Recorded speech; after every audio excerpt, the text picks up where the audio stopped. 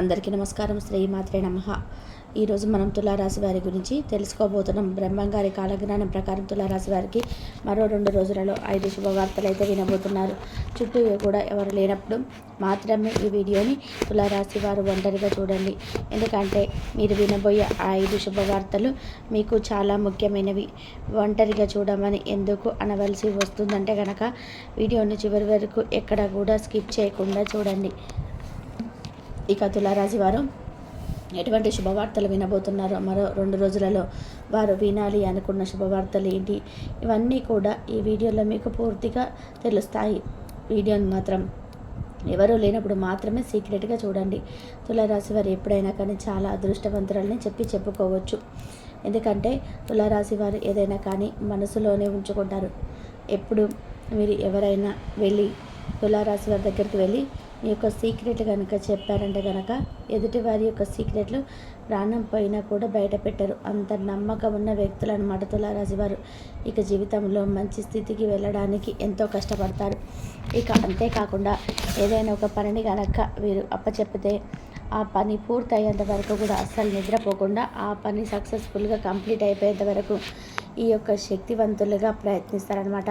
కాకపోతే వీరి దగ్గర ఉన్న ఒకే ఒక వీక్నెస్ పాయింట్ ఏంటంటే కనుక తులారాశి వారికి కాస్తంత కోపం అనేది ఎక్కువ అని చెప్పుకోవచ్చు. మిగతా రాశుల వారిని అందరితో పోల్చుకుంటే తులారాశి వారికి కోపం అనేది కొంచెం ఎక్కువగా ఉంటుంది. దీనివల్ల శత్రువులు కూడా ఎక్కువగానే ఉంటారనమాట. మీరు ఒక్క మాట గుర్తుంచుకోండి, ఏ పరిస్థితుల్లో మీకు కోపం వచ్చినా కానీ తన కోపమే తన శత్రువు అన్న మాట మాత్రం గుర్తుపెట్టుకోండి. ఇది యొక్క కోపం అనేది ఏ విధంగా ఉంటుందంటే చాలా తారస్థాయిలో ఉంటుందన్నమాట.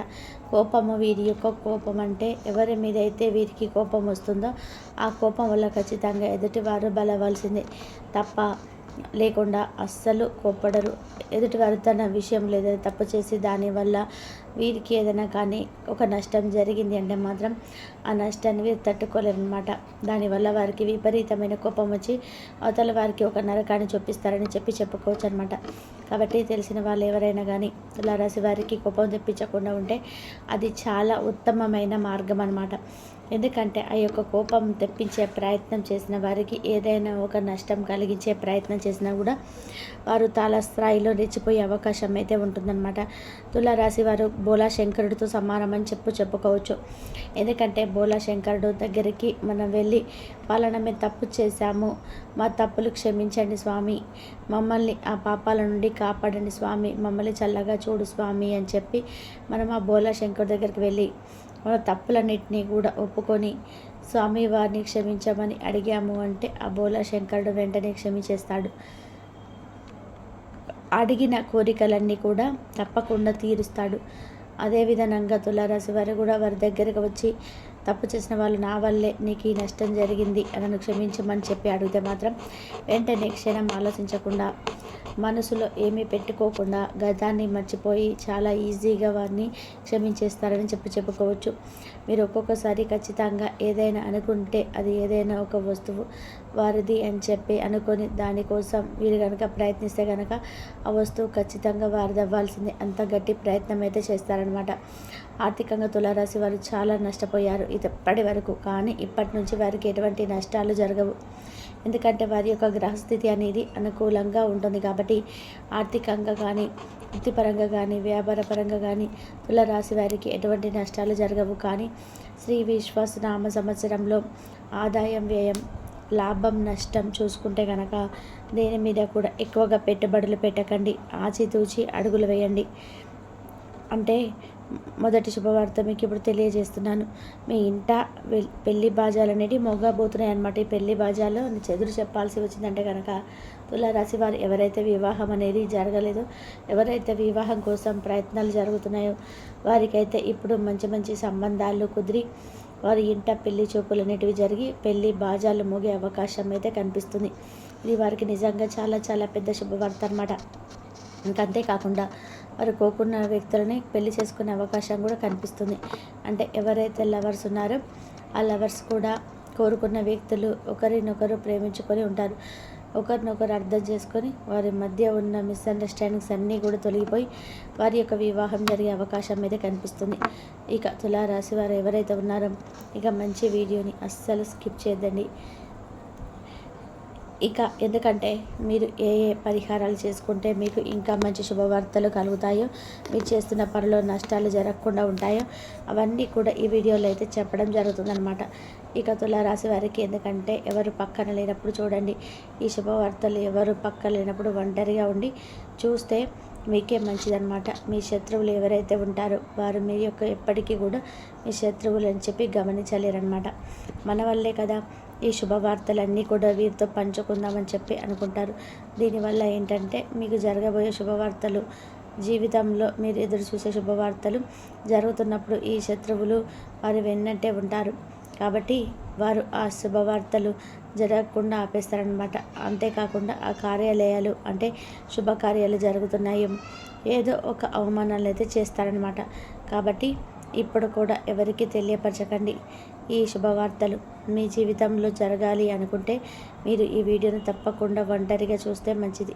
ఇక మీకు చిరకాల శత్రువు అని చెప్పవచ్చు, లేకపోతే మీ జీవితంలో ఎంటర్ అయ్యే శత్రువు అని చెప్పవచ్చు. వారి మొదటి అక్షరం ఏ పేరుతో మొదలవుతుందో ఇప్పుడు తెలుసుకుందాం. ఆర్ అనే లెటర్తో ఉన్న ఆ వ్యక్తిని మాత్రం మీరు ఎంత దూరంగా పెడితే అంత మంచిదన్నమాట. ఇక వీరు వినాలి అనుకుంటున్న రెండవ శుభవార్త ఏంటంటే నూతన గృహం అంటే తులారాశి వారు ఎవరైతే గృహాన్ని నిర్మించాలని చెప్పి అనుకుంటున్నారో, ఎవరైతే ఒక స్థలం తీసుకొని ఆ స్థలం మీకు నచ్చిన నూతన గృహాన్ని నిర్మించాలనుకుంటున్నారో వారైతే మాత్రం ఖచ్చితంగా ఇప్పుడు ఏప్రిల్ నెలలో దానికైతే ఒక మంచి డిసిషన్ అయితే తీసుకుంటారని చెప్పుకోవచ్చు. ఈ సంవత్సరంలో నూతన గృహాన్ని కూడా ఏర్పాటు చేసుకుంటారు అని చెప్పుకోవచ్చు అనమాట. కాబట్టి ఖచ్చితంగా వారికి 100% అయితే సక్సెస్ అవుతుంది. నూతన గృహ ప్రవేశం చేసే సూచనలు అయితే కనిపిస్తున్నాయి అన్నమాట.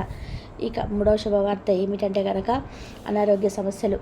ఇప్పటి వరకు తులారాశి వారు ఎవరైతే అనారోగ్య సమస్యలతో బాధపడుతున్నారో, దీర్ఘకాలిక ఇబ్బందులు మాకు ఇవి అంటే తగ్గవని చెప్పి ఏవైతే భయాన్ని పెట్టుకొని ఉంటారో అనారోగ్య సమస్యలన్నిటివి పూర్తిగా తగ్గుముఖం పట్టి మీకు మళ్ళీ భవిష్యత్తులో రాకుండా ఉండే సూచనలు అయితే కనిపిస్తున్నాయి. కాబట్టి ఇది కూడా మీకు నిజంగా ఒక గుడ్ న్యూస్ అని చెప్పి చెప్పుకోవచ్చు. కాకపోతే తులారాశి వారు ఎక్కువగా నలుగురితో గడిపే ప్రయత్నం చేయండి. ఇప్పుడు దీనివల్ల మానసిక శాంతి అనేది తగ్గుతుందన్నమాట. నలుగురితో కలవడం, నలుగురితో మాట్లాడడము, నలుగురి దగ్గరికి వెళ్ళి కూర్చోవడం, కాస్త టైం పాస్ చేసుకుంటూ ఉండడం, ఇటువంటివన్నీ కూడా చేయడం వల్ల కూడా మీ యొక్క అనారోగ్య సమస్యలు అనేవి పూర్తిగా తగ్గుముతాయని చెప్పి చెప్పుకోవచ్చు అనమాట. ఇక తర్వాత నాలుగో శుభవార్త ఏంటంటే ల్యాండ్ సమస్యలు, భూమికి సంబంధించిన సమస్యలు, కొన్ని రకాల సమస్యలతో ఇప్పటివరకు మీరు ఇబ్బంది పడుతున్నారు.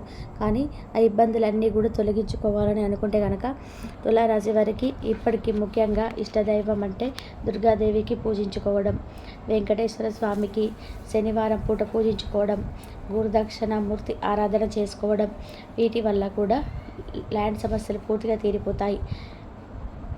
అలాగే ఇప్పుడు మీరు వినాలి అనుకుంటున్న శుభవార్త నాలుగో శుభవార్త అన్నమాట. కోర్టు లావాదేవీలు ఏవైతే ఉన్నాయో, కోర్టు సమస్యలతో ఇప్పుడు ఎవరైతే బాధపడ్డారో వీరందరికీ కూడా ఇలాంటి సమస్యలు అనేవి పూర్తిగా పోయే అవకాశాలు అయితే కనిపిస్తున్నాయి అన్నమాట. ఐదవ శుభవార్త ఏమిటంటే ఆర్థిక అభివృద్ధి చెందుతుందన్నమాట. అంటే తులారాశి వారు ఎవరైతే కెరియర్ పరంగా ఆలోచిస్తున్నారో, ఎవరైతే మా కెరియర్ బాగుండాలి, మా భవిష్యత్తు బాగుండాలి అని చెప్పి అనుకుంటున్నారో వారందరికీ కూడా మాత్రం కొత్త ఆలోచనలు వచ్చి కెరియర్ పరంగా కూడా కొత్త ఆలోచనలతో ఆర్థికంగా అభివృద్ధి జరిగి మంచి నిర్ణయాలు తీసుకొని వారికంటూ ఒక పొజిషన్ని ఏర్పరచుకుంటారు. కెరియర్ పరంగా ఒక మంచి స్థాయిలో సెటిల్ అవుతారని చెప్పుకోవచ్చు అనమాట.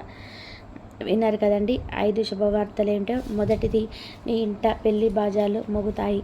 రెండవది నూతన గృహప్రవేశం అనేది. మూడవది అనారోగ్య సమస్యలు అనేటివి పూర్తిగా తగ్గుముఖం పడతాయి. నాలుగవది ల్యాండ్ సమస్యలు పోతాయన్నమాట.